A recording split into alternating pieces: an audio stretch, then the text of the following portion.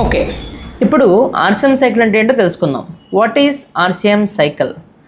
RCM means revenue cycle management. ఓకేనండి, RCM means revenue cycle management. దీనికి abbreviation ఏంటంటే revenue cycle management is all administrative and clinical functions that contribute the capture, management and collection of patient service revenue అండి. This is patient service revenue. ఇక్కడ పేషెంట్కి ఏవైతే services ఇచ్చామో వాటిని capture చేసి, management చేసి, కలెక్షన్ ఆఫ్ పేమెంట్.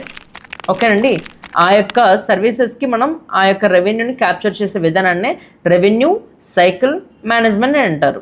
ఈ యొక్క రెవెన్యూ సైకిల్ మేనేజ్మెంట్ అనేది దట్ ఈజ్ హెచ్ఎఫ్ఎంఏ. హెచ్ఎఫ్ఎంఏ అంటే health care financial management association.